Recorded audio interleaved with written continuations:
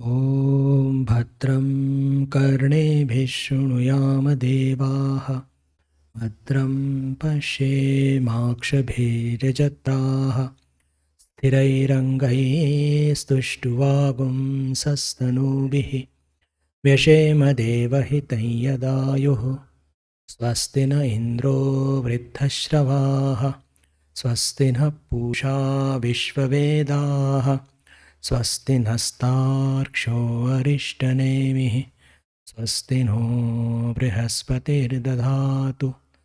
ॐ शान्तिः शान्तिः शान्तिः।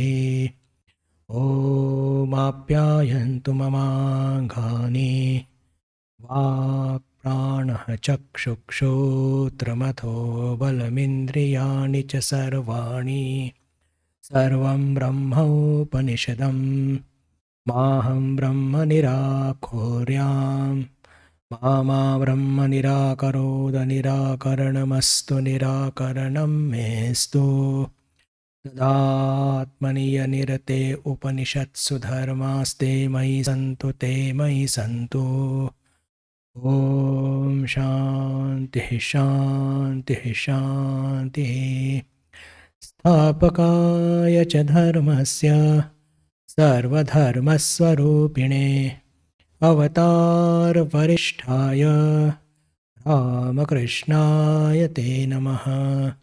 जननीं शारदां देवीं रामकृष्णं जगद्गुरुं पादपद्मे तयो श्रित्वा प्रणमामि मुहुर्मुहुः। नमः श्रीयतिराजाय विवेकानन्दसूरये सच्चित्सुखस्वरूपाय स्वामिने तापहारिणे स्वामिने तापहारिणे। नमस्कार बंधू भगिनींनो, आपल्या सर्वांचं श्रीरामकृष्ण लीला प्रसंग या मालिकेच्या 62व्या वर्गामध्ये मनपूर्वक स्वागत। विषयामध्ये प्रवेश करू याच्या आधी एक छोटीशी दुरुस्ती मी करू इच्छितो। गेल्या रविवारी आपण अभेदानंदजी महाराज यांची जयंती साजरी केली आणि त्यांच्या जीवनातून त्यांच्या जीवन चारित्र्याचं अध्ययन करत असताना त्यांचा अमेरिका प्रवास या संदर्भात बोलत असताना मी जे काही सनावली सांगितल्या त्यात एक चूक झाली आहे, ती दुरुस्त करू इच्छितो। अभेदानंदजी महाराज 1896 साली सप्टेंबर महिन्यात अमेरिकेत गेले, 1896, आणि 1921 साली ते परत आले होते। तब्बल 25 वर्ष ते अमेरिकेत होते आणि या 25 वर्षाच्या कालावधीमध्ये फक्त एकदाच ते भारतात परत आले। 1921 साली ते भारतात नेहमीकरता परत आले होते। तर 1896 हे आपण जरा लक्षात ठेवूया। ही एक दुरुस्ती मी करू इच्छितो। आणि आता आपण आजच्या व्याख्यानाला सुरुवात करूया आणि नेहमीप्रमाणे आपण आज मागच्या व्याख्यानाची थोडी उजळणी करून मग पुढे जाऊया। भगवान श्रीरामकृष्णांची वात्सल्य आणि मधुर भावाची साधना याचं आपलं अध्ययन सुरू आहे आणि त्याच्यामध्ये अत्यंत महत्त्वपूर्ण मुद्दे ज्याची आपण चर्चा केली आणि ते म्हणजे हे वात्सल्य आणि मधुर भाव ही साधना करण्याकरता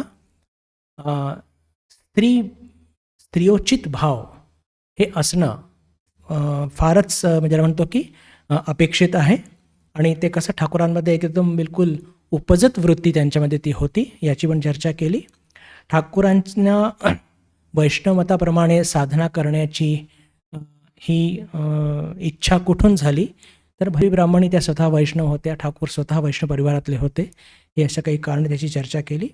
वात्सल्य आणि मधुर भावांच्या साधनेपूर्व ठाकूरांच्या ठाई जो स्त्रीभाव होता त्याची सुद्धा आपण खूप चर्चा केली। त्यानंतर ठाकूरांच्या मनाची घडण कशा प्रकारची होती याची पण आपण चर्चा केली होती। आणि ते चर्चा करत असताना ठाकूरांचं जे वैशिष्ट्य आपण जे बघितलं होतं, एक एक पॉईंट बघूया, फक्त बिलकुल धावता आढावा घेऊया। ठाकूरां जन्मजातच अभिमान राहित्य विनम्रता. शारदानंदजी महाराजांना फक्त अभिमान राहित्य आवडलं नाही, त्या गोष्टीला जोर देण्याकरता ते म्हणतात अभिमान राहित्य विनम्रता. त्याच्यानंतर म्हणजे एखादी गोष्ट आपल्याला ठासून सांगायची जेव्हा असते तेव्हा असे शब्दप्रयोग केल्या जातात. अभिमान राहित्य विनम्रता. वैराग्य, सत्याची आस, स्वार्थ राहित्य. स्वार्थ राहित्य मागच्या वेळेस आपण खूप चर्चा केली होती. स्वार्थ राहित्य भगवान श्रीरामकृष्णाच्या संदर्भात कोणत्या अर्थाने, तर त्यांना शरीर आणि मनाच्या प्रती बिलकुल पण मोह नव्हता. आपले सगळे जे स्वार्थपर आपले जे जगणं असतं तर त्याचं मूळ कुठे असतो की आपल्या शरीरावरती खूप आणि मनावरती म्हणजेच आपल्या विचारांवरती खूप आपला ज्याला म्हणतो की एक मोह किंवा आसक्ती असते. ती ठाकूरांमध्ये मुळीच नव्हती. वासना, शून्यता ह्या गोष्टी त्यांच्यामध्ये उपजतच होत्या. ही त्यांच्या मनाची म्हणजे म्हणतो की बेसिक घडण याची पण मागच्या वेळेस चर्चा केली होती. आणि एक अजून चर्चा केली होती, पण आज आपण इथूनच 62वा व्याख्यान सुरू करूया. विशेष करून आपल्याला पहा लक्षात येतं की लीला प्रसंगकार ऋषीबरोबर शारदानंदजी महाराज भगवान श्रीरामकृष्णांच्या मनाचं कसं बिलकुल एक बारीक बारीक बारीक सगळ्या गोष्टी सांगतात आहे. त्यांच्या मनाची जडणघडण त्यांनी अनेक वेळा याच्या आधी पण सांगितलेली आहे, पण आता ते जे काही सांगणार आहे ते वात्सल्य आणि मधुर भावाच्या संदर्भात सांगणार आहे. आणि हे सांगत असताना त्यांनी आत्ता जो मुद्दा जो आपण ज्याची चर्चा करणार आहोत त्या मुद्द्याचं टायटलच ते सांगतात की साधने करता प्रवृत्त होण्याच्या आधी ठाकूरांचे मन कोणत्या गुणांनी युक्त होते. म्हणजे आपण एखादी गोष्ट सुरुवात करायला जातो आणि त्याच्याकरता आपल्याला काय आपल्याकडे काय किमान गोष्टी पाहिजे. समजा आपण बेलूर मठात जाणार आहोत तर आपण काय विचार करतो की अरे आपण तिथे जाणार आहोत तर आपण किती दिवस राहणार आहोत, कुठे राहणार आहोत, आपल्याला काय काय घेऊन जायला पाहिजे. किंवा ज्याला म्हणतो की समजा एखाद्या मुलाला इंजिनिअरिंगमध्ये ॲडमिशन पाहिजे तर किमान 12वी पास पाहिजे, विज्ञानामध्ये तर निष्णात असला पाहिजे. तर तसं साधना प्रवृत्त होण्याच्या आधी ठाकूरांमध्ये अजून काही विशेष गुण होते का, आणि त्याची चर्चा इथे भगवान श्रीराम लीला प्रसंगकार शारदानंदजी महाराज करत आहेत. आणि ती चर्चा करत असताना ते सांगतात की भगवान श्रीरामकृष्णांमध्ये उपजत एक अत्यंत जबरदस्त गुण होता. त्यांचं ते श्रुतीधर होते. श्रुतीधर होते याचा नेमका अर्थ की एकदा जे काहीही ऐकायचे ते पुन्हा कधी ते विसरत नव्हते. यालाच ज्याला म्हणतो की एक पाठी होणं आपण असं म्हणत असतो. कोणतीही गोष्ट त्यांनी एकदा ऐकली, एखाद्या व्यक्तीला भेटले तर ते कधी विसरत नसत. अथपासून इति काही एखाद्या गोष्टी ऐकली किंवा एखादं व्याख्यान ऐकलं तर पूर्ण जसंच्या तसं ते पुन्हा त्याची पुनरावृत्ती करू शकत होते. अशी अद्भुत त्यांची ती स्मृतिशक्ती होती. त्याला श्रुतीधर असं म्हणतात शास्त्रांमध्ये. आणि आपण त्यांच्या लहानपणाची चर्चा करत असताना बघितलं होतं की कसं खेड्यामध्ये जेव्हा कीर्तनं व्हायचे, काही धार्मिक नाटकं व्हायचे, रामायण महाभारत याचा पाठ व्हायचा, तर हे सगळं ऐकल्यानंतर विशेष करून नाटक वगैरे धार्मिक नाटक वगैरे बघितल्यानंतर, कीर्तन वगैरे बघितल्यानंतर आपल्या सवंगडींना घेऊन ते शेजारपाजारच्या शेतात जायचे. किंवा ते आम्रकानन, तिथे आंब्याचं एक आमराई होती, त्या आमराईत जाऊन आपल्या सवंगडींना घेऊन जे काही काल घडलेलं आहे किंवा एक 7 दिवसाआधी घडलेलं आहे जसंच्या तसं ते संवाद सकट ते पुन्हा त्याची पुनरावृत्ती करू शकत होते. तर ही अद्भुत त्यांची एक जी स्मृतिशक्ती होती. तर याच्या संदर्भात लीला प्रसंगकार म्हणतात की ही त्यांना जी लाभलेली एक अभूतपूर्व स्मृतिशक्ती होती ही त्यांच्या आध्यात्मिक जीवनात म्हणजे त्यांना पुढे नेण्याकरता ही अत्यंत ज्याला म्हणतात की उपकार करणारी होती. आणि त्याच्यामागचं कारण काय की त्यांना अशी ही स्मृतिशक्ती का लाभली होती, ते एकपाठी का होते, ते श्रुतीधर का होते, तर त्याचं कारणाचं विवेचन करताना ऋषीप्रवर सांगतात की त्यांच्या मनामध्ये पूर्वसंस्कारांचा पगडा हा अत्यंत क्षीण होता. मागच्या वर्गामध्ये जी एक गोष्ट चर्चा केली की त्यांच्या मनामध्ये संस्कार हे अत्यंत क्षीण किंवा ज्याला म्हणतो की दुर्बल होते. आपण ही जी चर्चा आपण मागच्या वेळेस केलेली आहे आणि त्याची थोडी चर्चा अजून पुढे करणार आहोत आपण. पण यातून आपल्याला एक लक्षात येतं की त्यांना जी अशी आपल्यामध्ये आणि ठाकूरांमध्ये कुठे अंतर पडून जातो की आपले संस्कार इतके प्रबळ आहेत. ठाकूरांकडे दुसरी गोष्ट की त्यांना कोणत्याही प्रकारचं लौकिक आकर्षण मुळीच नव्हतं. हे दोन कारण सांगून लीला प्रसंगकार ऋषीबरोबर सांगतात की भगवान श्रीरामकृष्णांचे संस्कार अत्यंत पुसट होते, अत्यंत दुर्बल होते, म्हणून त्यांना ते सगळं झटकणं फार सोपं होतं एक. आणि दुसरं की लौकिक आकर्षण, प्रापंचिक आकर्षण त्यांच्या जीवनात मुळीच नसल्यामुळे त्यांची बुद्धी जी होती ती सहजगत्या पवित्र होती. भगवद्गीतेमध्ये एक द्वितीय अध्यायामध्ये व्यवसायात्मिका बुद्धी याचं वर्णन येतं. थोडं विषयांतर मी करू इच्छितो. व्यवसायात्मिका बुद्धीचं नेमका अर्थ काय? आता हे व्यवसाय म्हटल्यानंतर आपल्याला काहीतरी वेगळंच वाटतं, पण की जी बुद्धी एखाद्या कार्याला पकडते आणि त्याच्यामध्ये संपूर्णपणे स्वतःला गुंतवून घेते त्याला म्हणतात व्यवसायात्मिका बुद्धी. तर भगवान श्रीरामकृष्णांना ही जे त्यांची अचाट स्मृतिशक्ती होती ही त्यांची ती व्यवसायात्मिका बुद्धी होती की ज्याच्यामध्ये कधी फाटे फुटत नव्हते. आपलं काय होत असतं की लौकिक आकर्षणामुळे आणि आपल्या संस्कारांमुळे आपल्या बुद्धीला फाटे फुटत असतात आणि बुद्धीला फाटे फुटले की त्याची ती व्यवसायात्मिका किंवा एकाग्र होण्याची शक्ती ती फार क्षीण होऊन जाते आणि म्हणूनच आपण सतत विसरत असतो. पण भगवान श्रीरामकृष्ण ते कधी पण विसरू शकत नव्हते. तर एक त्यांचं जे विशिष्ट गुण जे त्यांना उपजत प्राप्त झाले होते त्याच्यापैकी एक म्हणजे त्यांची स्मृतिशक्ती, श्रुतिधरते होते. आणि दुसरं लीला प्रसंगकार सांगतात अदृष्टपूर्व सत्यानुराग. अदृष्टपूर्व म्हणजे जो कधीही बघितल्या गेलेला नाही आहे. अदृष्टपूर्व सत्यानुराग, श्रुतिधरत्व ज्याची चर्चा केली आणि विस्मयावह स्मृतिशक्ती. आता हे श्रुतिधरत्व किंवा स्मृतिशक्ती ही एकच गोष्ट आहे. तर आपण दोनच इथे घेऊया की अदृष्टपूर्व सत्यानुराग. सत्यानुराग याचा अर्थ म्हणजे ईश्वराप्रती त्यांचं जे आकर्षण होतं ते अदृष्टपूर्व म्हणजे जो कधी आधी बघितल्या गेलेलं नाही आहे. तर या सगळ्या दैवी संपदांना घेऊन भगवान श्रीरामकृष्णांनी आपलं आध्यात्मिक साधना सुरू केली होती. जसं एखादी व्यक्ती असते किंवा एखादा मुलगा असतो आणि त्याचा जन्म फार एका मोठ्या आर्थिक सामर्थ्यवान घराण्यात होतो आणि मग तो वाडवडिलांच्या इस्टेटीच्या आधारवरती अजून काही मोठा बिझनेस उभारतो. तर म्हणजे काय की त्याला आधीपासूनच काहीतरी आर्थिक हे लाभलेलं आहे. तर भगवान श्रीरामकृष्णाच्या जीवनामध्ये त्यांना आधीपासूनच काहीतरी दैवी संपदा प्राप्त झालेली आहे आणि ते दोन गोष्टी म्हणजे त्यांच्या विस्मयावह स्मृतिशक्ती, श्रुतिधरत्व एक आणि त्यांचा अदृष्टपूर्व सत्यानुराग किंवा ईश्वरानुराग. या दोन गोष्टींना घेऊन त्यांनी आपलं ते आध्यात्मिक साधना सुरू करतात. आणि म्हणूनच पहा तांत्रिक साधनेच्या त्या काळामध्ये म्हणजे आपण ज्याचं आपण आत्ता अध्ययन केलं की ते 64 त्यांनी पुस्तकाच्या तंत्राची साधना केली. तर प्रत्येक साधनेमध्ये त्यांना 3 दिवसामध्येच किंवा 4 दिवसामध्येच त्यांना यश प्राप्त झालं. हे ऐकून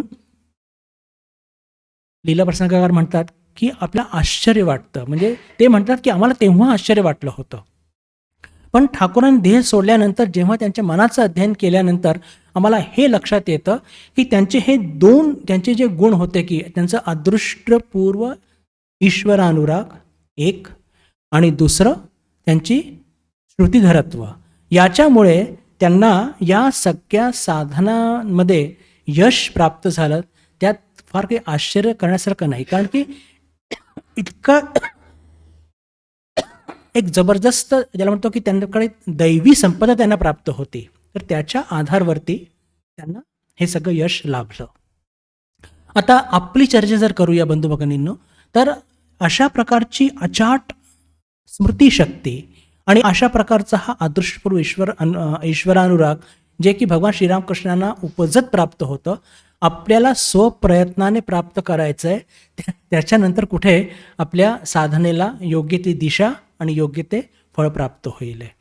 हे लीला प्रसंगाची हीच एक फार मजा आहे की भगवान श्रीरामकृष्णांच्या मनाचं विश्लेषण करत असताना, त्यांच्या साधनेचं महत्त्व समजून घेत असताना, त्यांच्या साधनेचं त्यांनी काय काय खडतर साधना केली हे समजून घेत असताना, लीला प्रसंगकार सारखे सारखे आपल्या सर्वांना त्याच्याबरोबर घेऊन जातात. म्हणजे आपण कुठे आहोत आणि आपल्याला कुठे पोहोचायचं आहे. याचा एक अर्थ असा पण निघतो, अनेकदा व्हॉट्सॲपवरती मला मेसेज येतात की अनेकदा ठाकूरांचं हे सगळं ऐकून खूप निराशासुद्धा येते. तर या विचाराच्या विरोधात मला सांगायचं आहे की निराश होण्यासारखं काहीच कारण नाही आहे. अरे, ते आमचे आदर्श आहेत. ते आमचे आदर्श आहेत आणि त्यांच्यावरती प्रेमच केलं पाहिजे. आपल्या जीवनामध्ये जर आपण आपला आदर्शच खालती केला तर आपल्याला उत्साह कुठून मिळणार? मी वैयक्तिक तर त्या मताच्या बिलकुल, म्हणजे ज्याला म्हणतो ना की पूर्ण विरोधात आहे. अरे, आपले ठाकूर इतके महान आणि त्यांनी सामान्यापासून जी यात्रा सुरू केली आणि कुठे जाऊन कुठे पोहोचले, तर आपण पण तसे प्रयत्न केले पाहिजे. आणि हे सगळं शास्त्र अध्ययन आणि सगळ्यात मोठी गोष्ट की हे सगळे ऋषीमुनींनी सगळे म्हणजे हे सगळे उपनिषद रचले, भगवद्गीता रचली किंवा हे लीला प्रसंगसुद्धा याच्याचं अध्ययन करत आहोत. हे काय भक्तांना निराश करण्याकरता लिहिलं आहे का? हे आपल्या मनाची कमकुवतपणा आहे. परखड बोलतोय, क्षमा करा, पण असं जर वाटत असेल तर तो मनाचा म्हणजे कमकुवतपणा आहे. ठीक आहे, मी आज तिथपर्यंत पोहोचू शकत नाही, पण माझा आदर्श तो आहे. मी आज कदाचित तिथपर्यंत पोहोचू शकत नाही, पण तो माझा आदर्श आहे आणि मी तिथे पोहोचण्याकरता प्रयत्न करणार. आणि भगवान श्रीरामकृष्णांच्या असीम अनुकंपेमुळे मी तिथपर्यंत पोहोचणारच. माझे प्रयत्नामध्ये मी कमीपणा किंवा त्याच्यामध्ये कमतरता येऊ देणार नाही. हा एक असतो ज्याला म्हणतो की एक साहसी दृढ निश्चयी भक्ताचा दृष्टिकोन, आणि आपला सर्वांचाच तो तसाच असला पाहिजे. असो, आता या 2 गुणांनी युक्त होऊन भगवान श्रीरामकृष्ण आपली साधना सुरू करतात. आणि याच्या पुढे त्यांच्यामध्ये जेव्हा ते साधना सुरू करतात, तर साधना सुरू करत असताना अजून त्यांच्या मनामध्ये काय काय बदल घडत असतात. आता पहा, म्हणजे आत्ताच पण चर्चा केली की कसं लीला प्रसंगकार किती बारीक बारीक गोष्टींचं विवेचन, अत्यंत सूक्ष्म पण अत्यंत महत्त्व, मला असं वाटतं, ते आपल्या पुढे मांडतात. कोणत्या अर्थाने मी सांगतोय की पहा, आता जे काही चर्चा आपण आतापर्यंत केली की त्यांच्यामध्ये आधी काही त्याने गुण सांगितले, त्यांचं अभिमान राहित्य, विनम्रता, वैराग्य, सत्याची आस, स्वार्थरहितता, त्याच्यानंतर वासनाशून्यता, आणि 2 अजून आपण आज बघितले, श्रुतीधरत्व त्यांचं आणि त्यांचे अदृष्टपूर्व सत्यानुराग. पण हे सगळं पुंजी त्यांनी स्वतः घेऊन त्यांनी जेव्हा आध्यात्मिक साधना केली आणि आध्यात्मिक साधनामध्ये त्यांना स्वतःच्या मनामध्ये, स्वतःच्या वागणुकीमध्ये जे जे त्यांना बदल करणं आवश्यक वाटलं आणि त्यांनी ते बदल करत गेले. आणि ही सगळ्यात मोठी गोष्ट आहे बंधू भगिनींनो. आध्यात्मिक प्रवास म्हणजे काय? की जे संस्कारांना घेऊन आपण जन्माला आलेलो आहोत ते संस्कार आपण बदलले पाहिजे. ते संस्कार कितीही चांगले जरी असले तरी संस्कार हे बंधनं असतात. स्वामीजी फार सुंदर म्हणतात की लोखंडाची साखळी पण साखळी आणि सोन्याची साखळी पण साखळी, ती बंधनातच टाकते. म्हणून त्या साखळीच्या पलीकडे आपल्याला जायचं आहे. आणि इथे 2 मी एक वेगळ्या परिभाषा सांगू इच्छितो की भगवान श्रीरामकृष्णांना जर आपण ऋषी म्हणतो, त्याचं मागचं कारण काय? का त्यांना ऋषी म्हणावं? स्वामी विवेकानंद म्हणतात आपल्या माझे गुरुदेव नावाच्या व्याख्यानामध्ये की ऋषी कुणाला म्हणायचं की जीवनाच्या समस्याकडे बघण्याचा जो दृष्टिकोन आहे, जो एकदम ओरिजिनल आहे. ओरिजिनल म्हणजे कोणत्या अर्थाने, की जे कोणत्याही इतर विचारांनी प्रभावित नाही आहे. आणि असे विचार करणारे जे लोक असतात त्यांना ऋषी म्हणतात. आपल्याला ऋषी का म्हणत नाही? कारण की आपली तितकी ताकद नाहीये की जीवनाच्या समस्याच्या संदर्भामध्ये आपण आपले स्वतःचे काही विचार आपल्या मनात जन्माला येतील. आपल्याला काहीतरी शास्त्र वाचावे लागतात. पहा, एक फार महत्वाचा बिंदू आहे बरं. थोडासा मी किस काढतोय पण फार महत्वाचा आहे, की एखाद्या गोष्टीवरती बिलकुल मौलिक विचार असले पाहिजे आणि त्या मौलिक विचाराला पटले की आपल्या जीवनामध्ये तो बदल घडून आलाच पाहिजे. आणि म्हणूनच हे जे 6000 वर्ष आधी आपल्या ऋषीमुनींनी उपनिषद दिले त्यांना ऋषी का म्हणतात? हे प्रश्न आपल्या मनात पडले पाहिजे आणि पडत असतीलच. आणि आपल्याला ऋषी का म्हणत नाही? कारण की आपल्याला त्या विचारांपर्यंत पोहोचण्याकरता ते कसे विचार करत होते त्याचा आधार घ्यावा लागतो, कारण आपण कमकुवत आहोत, मान्य करतो. पण हे सगळे जे उपनिषदकार ऋषी होते त्यांनी जीवनाच्या समस्या बघितल्या आणि जीवनाच्या समस्या बघितल्यानंतर त्याच्यावरती त्यांनी तोडगा शोधला. तोडगा काय शोधला? की या इंद्रियांच्या माध्यमातून आपण कधी पण या आपल्या जन्ममृत्यूच्या या समस्या याचं समाधान शोधू शकत नाही. म्हणून आपले सगळे हे जे इंद्रिय सुख आहेत, लौकिक सुख आहेत, त्यांना सोडा आणि आपले सगळ्या इंद्रिया आत वळवा.